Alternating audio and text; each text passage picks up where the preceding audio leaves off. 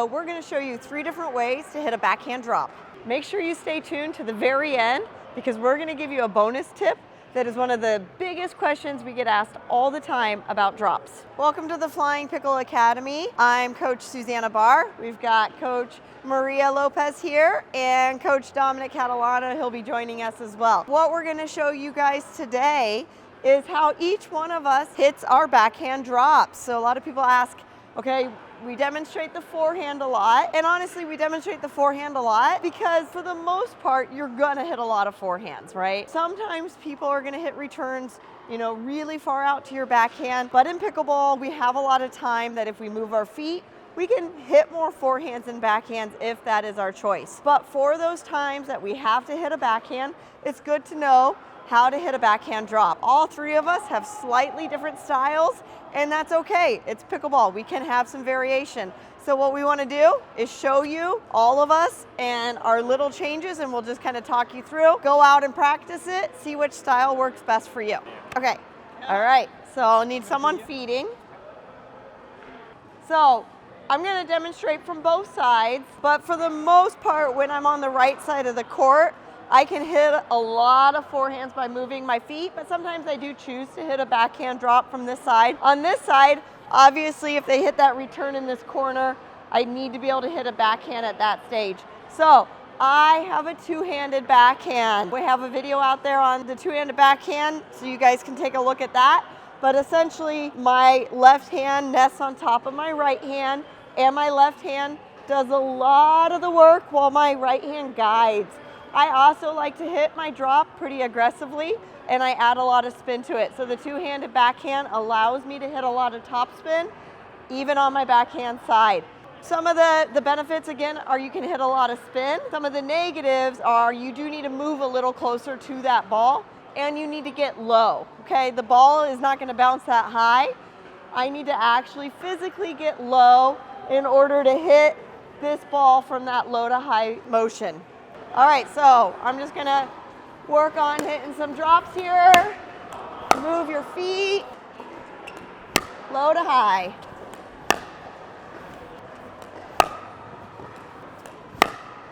So you'll notice I do put a little bit of weight into my right foot here. I close my body a little bit. One thing you'll notice is I do put a little bit of weight onto my right foot for this backhand. These balls are, that just helps me get a little more power. Most of my power though is coming at contact point by accelerating through this ball, drop my paddle head, and swing through it. So just like the forehand, we really don't want much backswing on the backhand side. That is one nice thing about the second hand is it kind of blocks you from going back too far.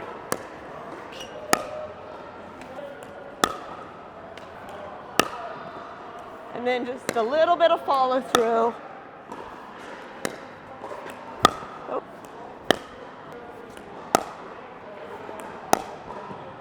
I can change where I want to place my drop by adjusting my hips and my paddle position. So if I want to go cross court, my paddle's facing cross court. If I want to go line, my paddle's facing line. My paddle face does not change directions. I don't use my wrist to flip my paddle. I line up and I just roll low to high. All right, let's show you from the right side.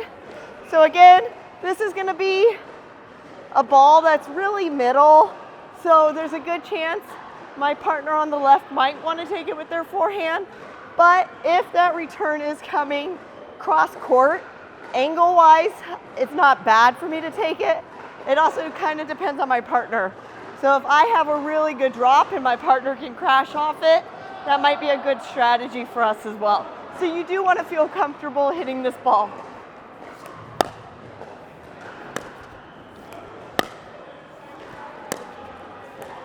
So you'll notice I'm lining myself up with my torso in the direction that I want this ball to go.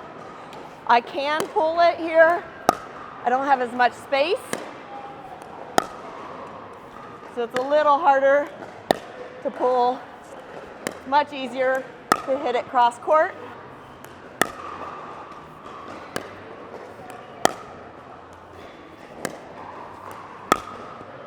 You'll notice I feel pretty comfortable with this ball. I like to use this to set my partner up for a shake and bake.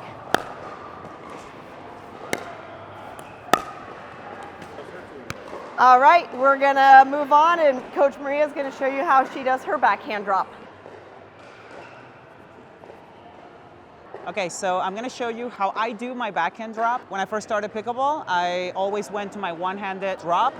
And actually now I've started to implement my two-handed a little bit more. The reason I started doing that is to work a little bit more on my hybrid shot, which has helped me create a little bit more spin. Because I do hit my one-handed drop with a pretty traditional grip, it's a little harder for me to generate power, but I can be a little bit more accurate at slowing down the ball with my drops. Now, watch me be accurate. I'm gonna get under the ball, pushing the ball forward. I'm using my big muscles here, so I'm actually using my shoulders just like I would a dink, right? I'm really pushing my shoulders there. I'm using my non-dominant hand also to help me control how back I take my paddle, right? A lot of times you have a one-handed, I don't get to control what's happening here. So I'm gonna use my non-dominant hand to kind of help me have a short, compact swing on my backhand, especially when the ball comes faster, and I can help the angle of the ball. Oh yeah, nice. Gonna be a little higher, but they can land a lot more shallow. I'm also getting a little backspin on some of those drops. I need a lot of space, so as a one-handed, I cannot hit that ball crowded this way. Gotta be able, I was moving, being physical, finding space, so I can find the angle I'm looking for. You can see my dominant shoulder turns as I take my first step, so I'm not facing the net. I'm turning a little bit, even if my feet are open stance, my shoulders rotating so that I can choose to go cross court or line. If you stay open stance, it's gonna be really hard to hit it to both with your shoulder, not the feet, but your shoulder. Yeah, they were actually pretty good. You should have gotten those. As a lefty, this is definitely a side that I see a lot more. And just like Susannah said, right, I have the choice to move around and hit a drop with my forehand. But if I'm really comfortable, which I am on my backhand drop, I'm gonna kind of put a little pressure here, let them know that I got that shot too. Look at that. You can see they're a little higher, but I'm having a little backspin on that ball. When my ball bounces, it's gonna be really hard to do something with. Sustained pretty low. Not that one. Can get a little bit more shallow if I want to. Get a little bit more spin and keep it a little lower if I want to. Slice that ball. Again, you can see how compact my shot is. Keeping it pretty compact and focused on that contact point. So I've done where to hit that ball a little harder. I still have to keep it compact. If I go back, you can see my paddle stays forward. I don't compromise my contact point, even though the ball might come a little bit more spin or a little deeper, a little wider.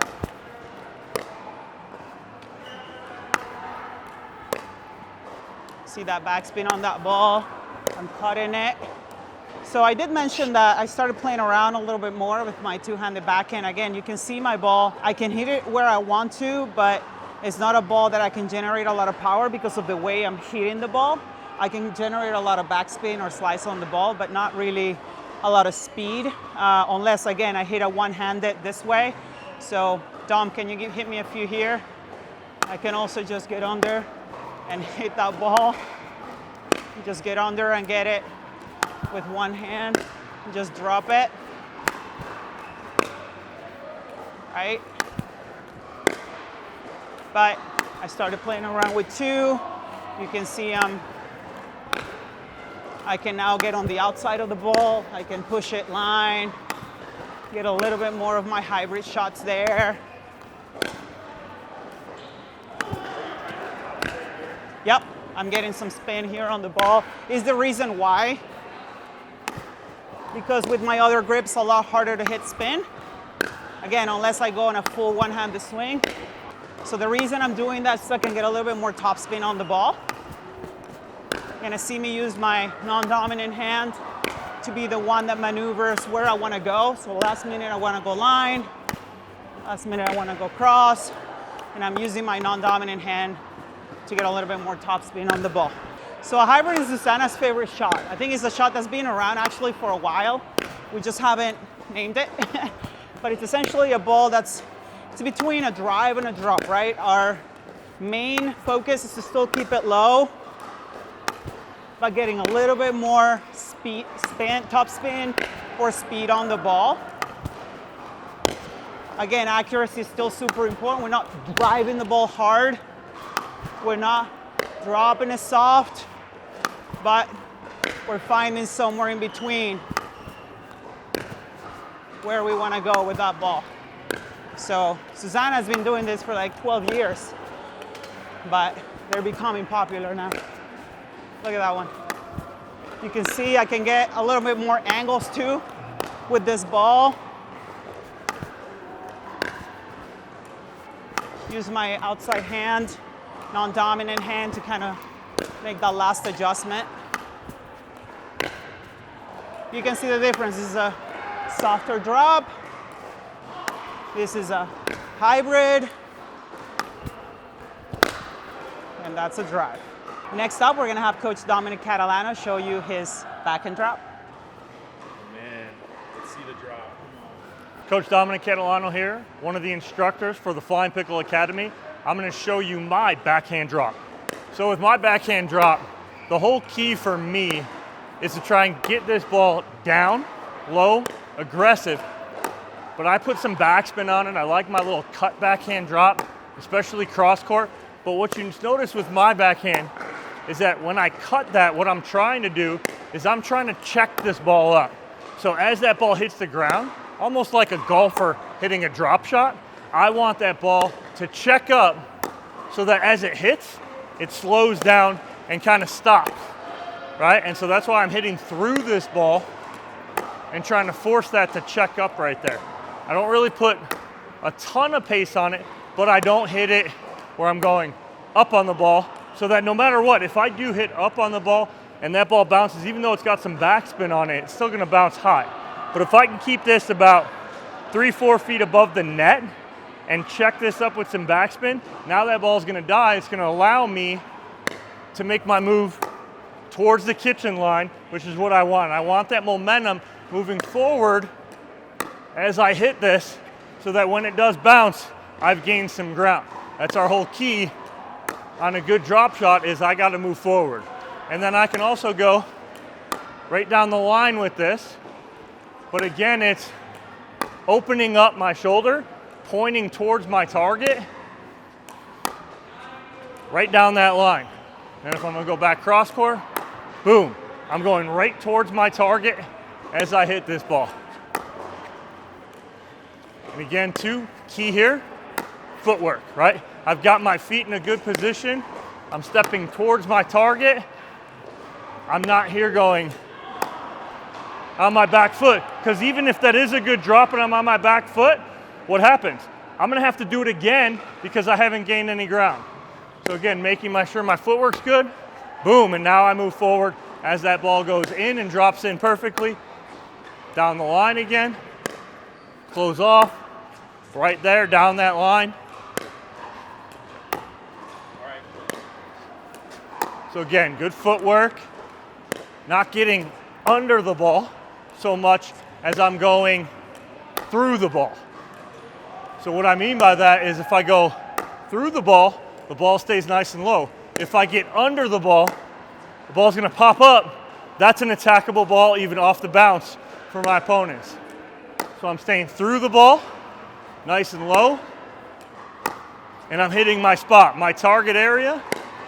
That hoop right there cross court, if that hoop's not there, it's that T where the kitchen line meets the sideline. And then again, if I want to go right down the line, open up, and again, as I'm hitting this ball, my momentum going right to my target so I can close out on my good drop shot.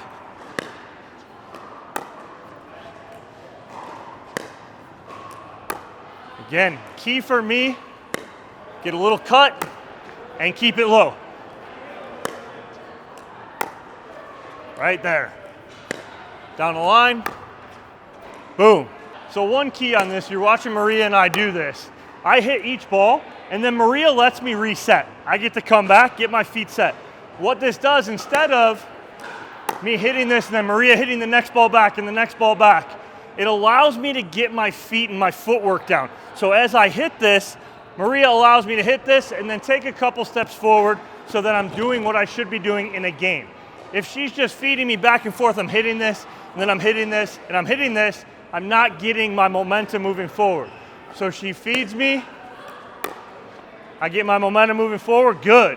Now I'm set again, feeds again, momentum moving forward, good. Now it's a game-like situation where I'm, boom, down the line, now I go. If she does that to me, right, exactly what I don't want, which is a perfect example there from Maria. But again here, right what I want to be. She allows me to set up again, boom, footwork, miss that one. But again here, and I'm good. So again, the key there, your feeder is a huge part of you being successful in this drill. So allow your feeder to hit you that ball, let your momentum come forward, then reset. One of the questions we get asked constantly is where to go with our drops. In our video, we have the corners targeted, where the sideline meets the kitchen line, so that T.